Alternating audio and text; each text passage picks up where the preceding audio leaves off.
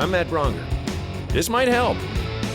I am not a doctor. This might help. I'm not a professional. Let's have fun. This honestly is a good time. Honestly, I got no idea what I'm doing. What's going on, Corey? I'm Matt Braunger. This might help. The podcast. Hey gang, welcome to This Might Help with Matt Braunger. This is a solo mission. I'm just doing this by myself. I wanted to do one for the mighties. That's what I call you. If this is your first time listening to this, maybe you're not a mighty, but hopefully you will be by the end. Mighties is my little term for people who listen to This Might Help. It's our little community, a little bit of, like it's like my bit, Angels. If you know my joke, Angels from Big Dumb Animal, that's about when something happens that is so funny that even though you're really sad, it makes you laugh despite yourself. That's an angel.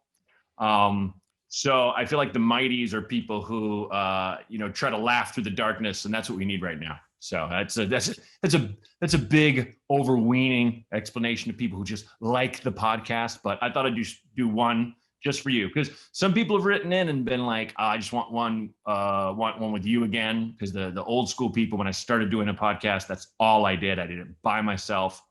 The whole gist was I was hitchhiking into your life for a half an hour, then I'd hop right out. But it's more fun, I think, to play with somebody. And most people I have on this show are my friends. So that's a good time. And we offer a little advice, and it might help, hence the name. I don't know. The rules are we don't Google anything. We're not going to answer any technical questions we can't help with, but every once in a while we can. And most of us are in therapy and or, God, you name it, emotionally unstable, recovering addicts or not. La, la, la, goes on and on. So we're flawed people trying to help. It sounds so lofty, but honestly, I just want it to be fun. And on to my next point. Hey, I need your help. We are working on the podcast, taking parts out that we think aren't working and refitting them and stuff. Not that anything's not working, but listen, if there's anything you think we can do better, hit me on Twitter or, you can write it in a comment on Instagram. You can DM me. You can even call the number 323-763-0228 and go, hey, there's one thing that kind of bugs me, or what I'd like more of? Just comments are open. If you're a dick and you want to shit on us, why don't you just walk into traffic instead? But for the rest of you, your criticism is appreciated. I'm not going to get butthurt if it comes from a real place. Oh, and that's the other rule about the show. We always try to offer sincere advice. That's why I had to change the name of the podcast from Advice from a Dipshit, because I feel like it was kind of false advertising. I've done dipshitty things, who hasn't? But I'm not really a dipshit, if I'm honest. And also, I'm not giving dipshit advice. I feel like some people might have listened and were hoping for me to be like, your girlfriend left you, what should you do next? Fucking cut your dick off, bro. Fuck, you know what? Last week, Eric Andre was like, should I do a podcast? That should be his podcast. He should be giving insane advice like that while on drugs. Hope you're listening, Eric. And thanks for being on the show. You are a jewel of a man. So that's what I wanted to say to catch you up. Just been taking care of the kid all day. I get about an hour and a half where I can be productive a day. And this is it. I'm with you every Tuesday. I do this show with you.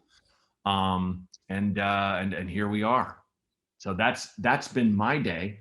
Looking forward to the weekend. It's weird to not have a job. I haven't had a job since 2008, 8. But I still love a weekend, man. I love it.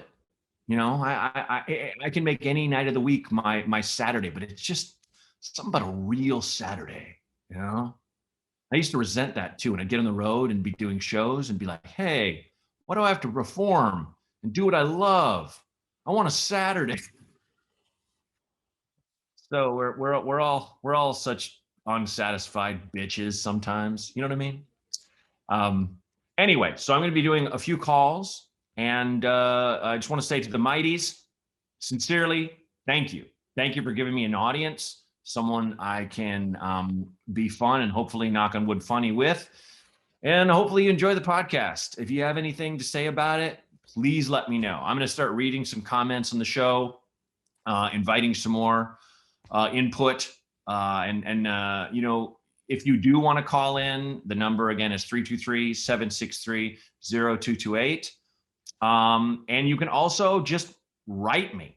You can just write me on Twitter, ask me a thing. I will read it to the guest. Some people don't like the sound of their own voice. They don't want to use a fucking phone. I understand that. I didn't use the F word to be like, screw you, young people, but I get it, man.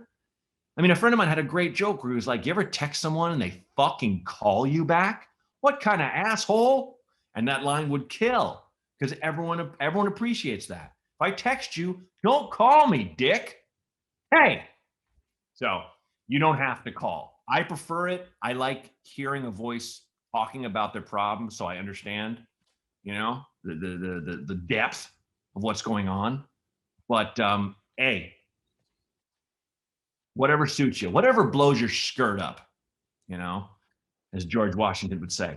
Anyway, so let's roll it. Let's listen to the first call and see what we got. So what's the best advice that y'all have ever gotten? Wow. Shit. Right to the point. This person called assuming I had a guest. So I just, you know, I had someone who was talking about me in the it seemed in the plural. They were like, can't wait till Braunger comes to town. I hear they're great. Someone wrote like that online or something. And I was like, does this guy think I'm a band? Because my Twitter handle is just Braunger. And my Instagram handle is just Braunger. It was originally on Twitter as a joke. It was, you know, it's at Braunger. Get it? But you know, the name, I was like, yeah, I mean, it does look like a metal band name, you know, like font like this. We're holding up this Portland Trailblazers shirt I have, this bootleg one with the Metallica font, the Braunger. But I maintain it'd be a metal band that was all tubas. That's what Braunger would be. So anyway, what's the best advice I ever got? Well, let me get specific with when I first started talking to people who are working in the industry.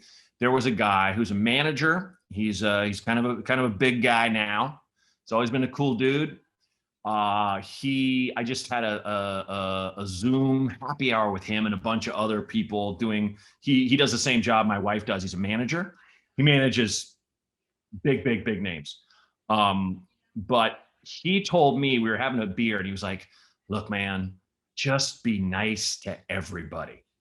And that sounds, you know, like, oh, you know, obviously, but it's like, I can't overstate how much people remember you, remember when you were a dick, remember when you were nice. It's just not that you have to, that doesn't mean kiss ass at all. That means just be kind, you know?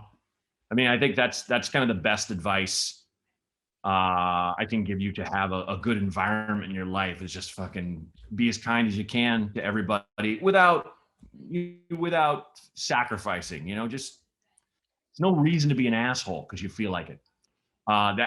That's the first thing that came to mind. So that's what I'm going to say. I got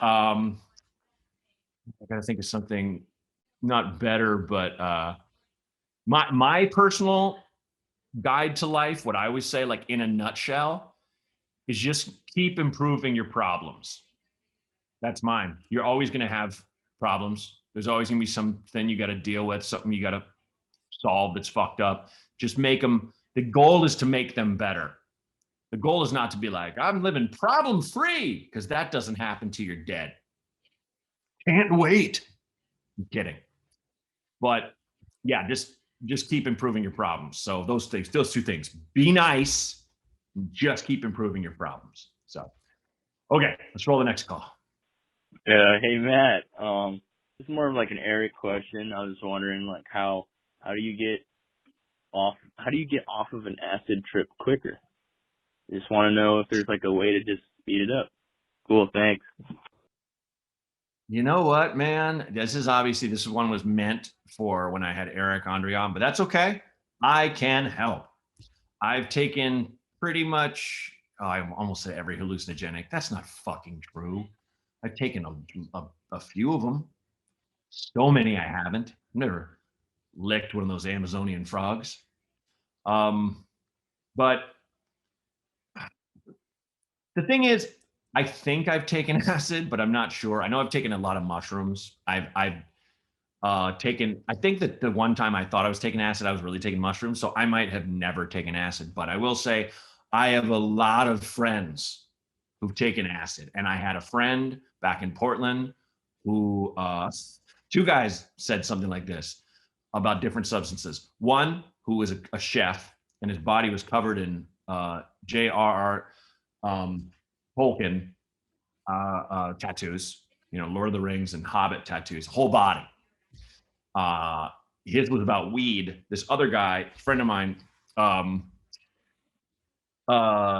Steve, he said, he was like, acid's about 80% of my life. That's that's such a massive ratio. And the Tolkien guy, he was like marijuana is 80% of his life. It always blew my mind. They both said 80%, like they'd both mathematically gone. How much? Well, what? I'm about 10% sleeping, 7% eating, 3% fucking, 80% weed.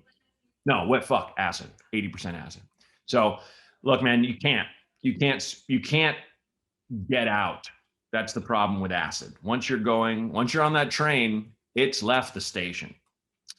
You can ingest things to make your body metabolize those things more. Like, for example, if you drink too much coffee, eat a lot. That will bring down the shakes. And if you've drank enough to go into seizures, a friend of mine worked at Starbucks, and this person drank like something like 9 coffees, something insane, and they were like feeding her bread before the ambulance came, and the person was fine. But it's kind of the same thing with acid. Your body has to have fuel to metabolize those things. From what I remember, there might be a scientist or nutritionist who's like, I'm on acid, you're full of fucking shit, Braunger. I don't know. But that's what I've been told. But for the most part, man, it's just time. Water helps, a lot of water. But again, that's just hydration. It's like, obviously with alcohol, my favorite drug, you can drink all the water in the world, but you still put what is essentially a poison into your body. So your body still has to filter it out and get rid of that stuff. And it's up to you to replace the vitamins you've lost, kind of thing. So for any of these substances, really, there's no kind of, oh fuck, I forgot, I'm on call, or I'm a police officer. Shit, I picked up that guy's shift, and it's the graveyard shift, and I just dropped acid. Shit. It's like you got to strap on that gun belt, man. And God bless. I hope you don't get involved in any shit. I hope you don't have to, bust anyone violent, because you're going. Officer Strangelove, it's happening. So yeah, I mean, I hope that helps you. It's like real short answer, but no, there's not. Eric might look. I'm sorry, Eric's not on here. I apologize to you, the caller.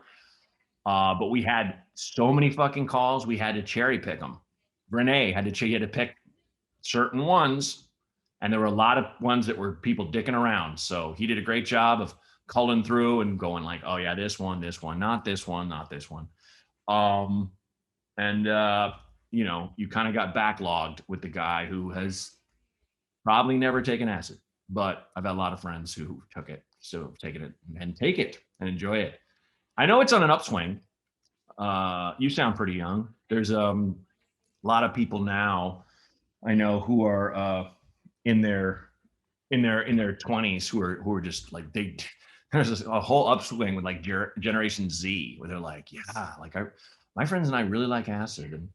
And my friend Jordan described acid as like when you're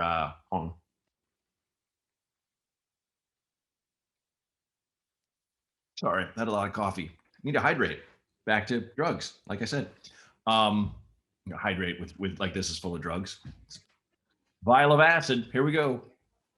Jordan described acid as dropping acid with your friends and tripping. You're like looking at something and the colors are jumping out and you're like, whoa, that's amazing. And then your friend kind of taps you and goes, no, but look over here. And you look over here and it's an entirely different world.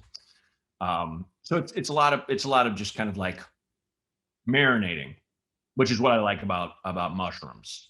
I remember taking mushrooms with a friend once and he was like, how are you doing? And I'm like, I love everything right now, which is an insane thing to say. There's no way you could love everything.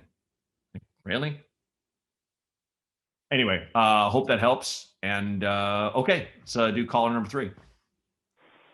Hey, I'm thinking about getting a vasectomy and not telling my wife. They don't want kids. I just think it'd be funny to start coming inside and seeing what happens. Thanks. Seeing what happens. Look, you're obviously full of shit and you're just fucking with me and you're joking, but I appreciate it because it really caught me off guard, especially because the opener. Hey, thinking about getting a vasectomy. You sound a little like Jack Nicholson. Hey, you ever want to just get a vasectomy and not tell your wife? Huh? I mean, you come inside her and they're like, where's the kid? Meanwhile, you're in the back smoking a joint, chuckling, because that chick has no idea. That Jack Nicholson went from bad to worse. Yeah, you have no plans to do that. You're not going to do that. You can't do that. And like your closer, your opener was great. Your closer sucked. Come inside or see what happens. See what happens. Nothing's going to happen. That's the joke, I guess. See what happens. What happens is she's severely disappointed after a year of trying. Look, your wife wants kids. You don't. Maybe that's the real part of the call. You just got to be honest. Maybe you shouldn't be with her because if she really wants kids and you do not, and you stand firm and you don't want kids, you guys are on different roads and it's just gonna fucking tug of war that no one wins, and that's not cool to you or her, honestly. I'll put it this way. I worked with a guy who was nuts for his kid and was talking about his daughter all the time. And that's never been something that's annoyed me. It's like, look, I don't get it, but cool. Like when I'd had friends who had kids and they wouldn't shut up about their kids, like it was annoying, but I'm not going to be like, oh, shut up, you're annoying. It's annoying because I don't get it.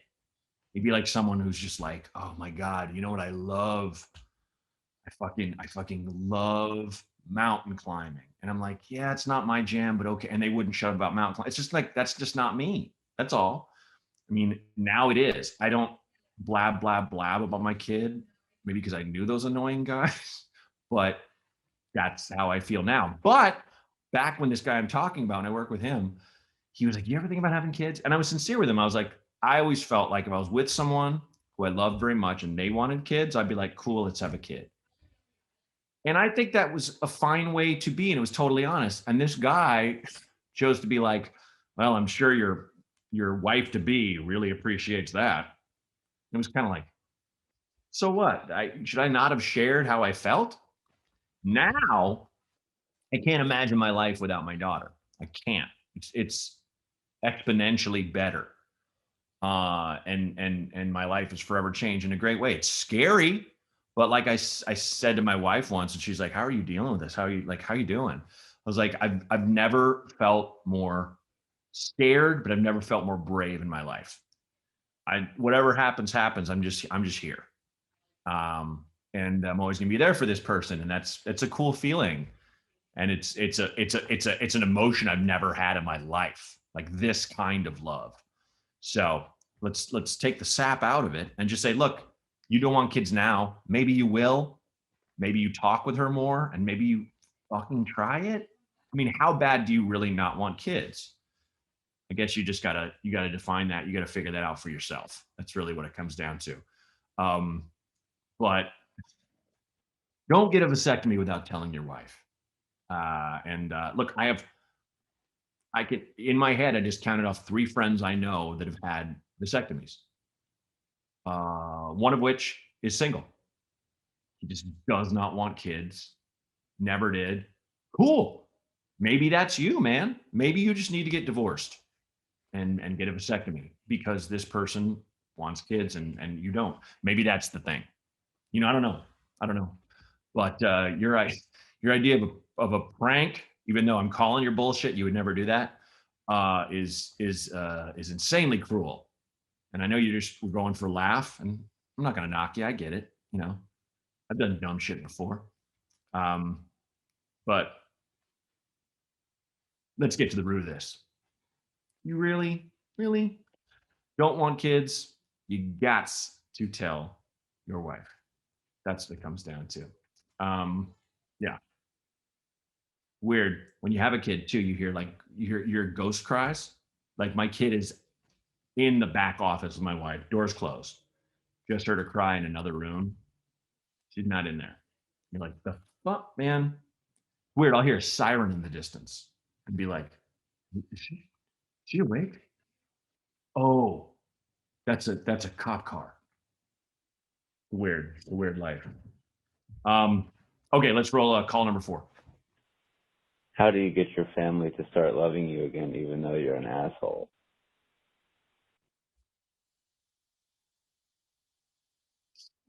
Okay. I like these are short but sweet. This is fun. This is like my own personal lightning round. Speaking of which, I think at the end of the show, I'm gonna do. We got a lot of questions that people had shot me on IG that I didn't get to. So I'll go through a couple of those too at the end of this show. So stay tuned. That was delivered so deadpan. I'm just gonna treat it like it's real. Look, what did you do to make them not love you? Look, first of all, I don't think they don't love you anymore. I'm gonna go fucking super real. I had 2 cousins who are no longer living, who were addicted to heroin, and they were brothers. And one overdosed, and then the other one overdosed. It was within about a month and a half of each other. And it was tragic and it was brutal, especially because they'd both been sober for a while. This is pre-pandemic, by the way. A lot of people are overdosing right now, but this is pre-pandemic, about 2 years before the pandemic happened. And it was heartbreaking because I loved them very much. And I was pretty close to their mom. And but there were years where they were either living on the streets or in and out of their mother's life and intermittently stealing from her. And I saw one of them. No, sorry, my dad saw one of them while on the overpass of a freeway on the on ramp with a sign up that said, Iraq war veteran, please give. He was never in Iraq. And, just the kind of shit that really destroys you, but it was the addiction. There's never in our human lifetimes been an addiction like the modern opiate addiction, specifically heroin, and the many deviations and synthetic variations of the poppy. Like right now, probably the most insidious would probably be fentanyl, and that's one reason why I think my cousins died is because they used stuff that was laced. Like that's why most people are dying these days because of this the amount of fentanyl, because fentanyl is just insanely strong. But none of us ever stopped loving those guys. None of us, So I don't think your family doesn't love you anymore. I don't know what you've done, but maybe they don't want to be around you. Maybe you take advantage. Maybe you're a dick all the time. But I think you just got to look at yourself and go, look, what can I change? What can I work on? Because no matter what you're doing, even if you don't think you're working on yourself, you're working on yourself. Everything you do a lot of is practice. Whether you drink a lot, whether you lay down a lot, whether you're online a lot, you're just getting better and better and better at a thing that might not be constructive in your life. So just figure out your time and figure out what you're devoting your time to and figure out what you're focusing on, what you think about a lot. Because that kind of manifests itself in your life. It took me a long time to stop being angry at myself and being guilty and feeling shame and feeling, for things I can't even nail down. I don't know why, but it took some therapy and stuff. It's just like, it just takes working on yourself. And I like having fun. I like to party. I like eating shit that's bad for me.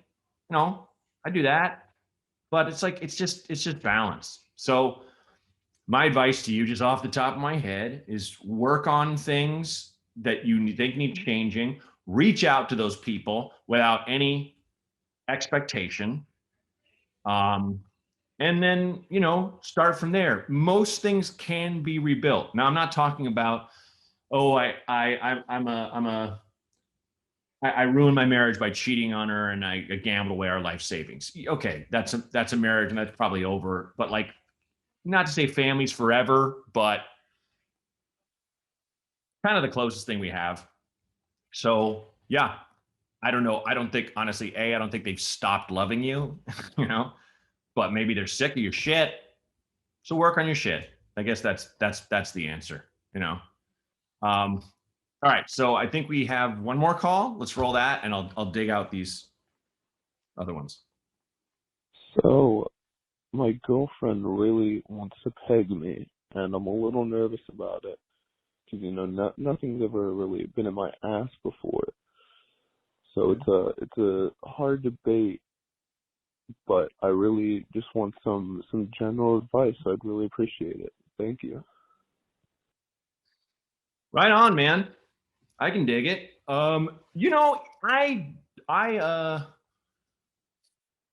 Well, first you got to go, all right, is this something I'm cool with? If you're not, then no. I've been with people that, didn't want to do a certain thing and I wanted them to do that thing with me. And it's like, I'm just like, all right, I'm just not going to fucking push it. We can do other stuff. But she really wants to. So maybe you try it. Maybe you give it a shot. But here's where I differ. I remember a sex advice guy, and I think he might have been a medical professional. He was, okay, I'm going to get real specific here. Someone asked the same question you're asking, and he was like, you should do it because she wants it. And, none of that starting with I laugh because I'm 12 years old, a smaller fake dick. Use the real one, take it. And it's like, well, I mean, not that there exists a thing called Fisher Price, my very first dildo, and I'm going right to hell for saying that phrase out loud, but I don't know. I mean, I think you can put a little tiny strap-on thing on her and let her, stick you and then work your way up to the big hog. I don't know. I don't know a lot about it, but I think it just gotta be like anything sexual. It's gotta be consensual. It's gotta be something you're into. If she's fucking hassling you about, you should do this, it's what I want. It's like, yeah, but if you don't want to, then don't, man. It's really down to that. If you're cool getting a little freaky and digging on it and like giving it a shot, give it a shot. Hey, there are nerves in your butthole, sexual nerves. So there you go. But it's tough, man. Let's do it. Let's get real. I had, I think it was a cyst of some kind that developed in my butthole. And no, this isn't a sexual thing, but doctor had to kind of, she had to put her finger in my butt and get it in there. She got this like a suppository or a lotion in there or something. And it's just, I'm everything in every muscle in my body's flexing. Like veins I never seen are coming out of my neck. It was really hard for me to have something. It was just like, and not even like, ew, something's in my butt. Am I gay? Not that at all. I've had a girl put a finger in my butt and been like it's not exactly my jam, but I'm like, ooh, that's new. It wasn't like, stop, gross. None of that. It was fucking painful to have a person's digit, like a finger, not even a penis, in my butt. It hurt. So I think you just have to be aware of that and go by be honest with your boundaries. Like you sound so defeated, man. You sound like, fuck. I guess I have to keep her. I think one of the biggest parts of being in a relationship is you got to value yourself and know you'd be fine without this person, no matter how special they are to you in the end. So don't do anything you're not comfortable with. If you are, and you guys have talked it over and stuff, and you want to give it a shot, but if it hurts like a goddamn burning bejesus, then you could be like, stop, I don't like this. I mean, it goes without saying. It's not like you'd be like, I feel like I'm gonna die. I guess I'll let her keep going. But hope that helped. And yeah, dude, you just sound so beat up. It's okay. So okay, I'm just gonna go through these to finish off the show. Thanks again for calls. This was for Eric and myself. You guys were hilarious on getting Doug with high. Thank you. Love Doug Benson. And I will say I was on there. I'm like blanking on his name, but it's another comedian who doesn't really smoke a lot of weed like me. And we smoke weed, and I was like, I remember being like, I'm just gonna lean in, smoke a bunch, and fuck, I was so high. It says, what are your 420 plans? Nothing. I wish Eric was here. He'd have a much cooler answer. Let's see. What inspires you? That's a good one. I'm inspired by everything from someone saying something hilarious to an amazing piece of art. In terms of, and I think specifically like in terms of comedy and in terms of performative stuff. Just something where I'm just impressed by how they did it. It's like listening to a piece of music and you're like, how do you write a song like that? It's like anytime I see someone do something on stage or on a screen that I'm like, it looks like acrobatic shit to me. That's what inspires me. Pyre cake. You know what?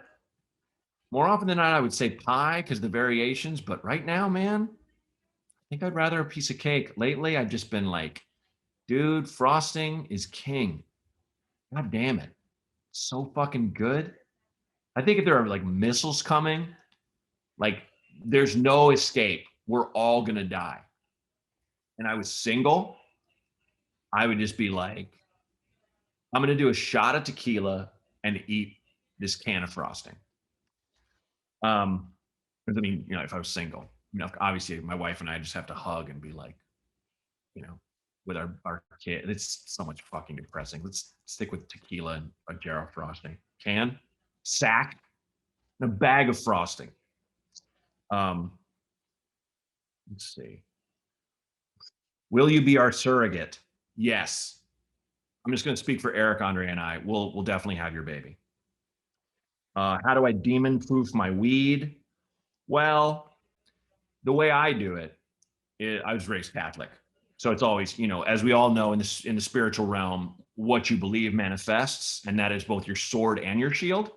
So I will just go to your local Catholic church, though I have to go to a progressive Catholic church because of my beliefs. I believe they should allow gays and people who don't necessarily speak the language, non-U.S. citizens. I'm cool with. We're all the same in Christ's eyes, and those are kind of hard to find. There's a bunch in Portland, but you got to take your weed and dip it in the holy water and then let it dry. Let's see. If you could have been birthed by any non-human, in parentheses, animal, which would you choose? Ooh, wow. Come out of any animal? I think it'd be hilarious if a human baby fell out of a hippo. Long as the hippo didn't turn around and eat the baby. Like if it just fell out in the grass and the hippo just kept walking. And some people are like on a safari and we're like, the fuck? What? And it was never explained. Like scientists couldn't, and the baby just grew up normal to a human man or woman.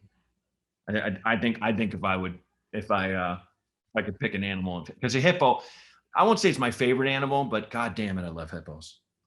It's fucked up, but I think it's hilarious that they just attack people and kill them for no reason. Like I feel if you were hurt or your family member died or something by getting bit by a hippo, I'm sorry, but they look so cute. You know, the first guy who saw a hippo was like, "Oh, I'm gonna go hug it." My back. Will Eric ever want to make a horror movie? Fuck, you better. You better, Eric. I want to. Oh, this is great. How does it feel to be talking with the insanely famous and talented Matt Braunger? Thanks, Dan Brooks. I'll have to ask him. That like Eric Andre's fame could buy and sell my fame easily. He's like Amazon. I'm like GameStop before the fucking Gamergate thing happened, or GameStop, then different thing. Sorry, you know what I meant. Or like a knockoff of GameStop. It's like GameSpot. Yeah, I think that's all we got for this time.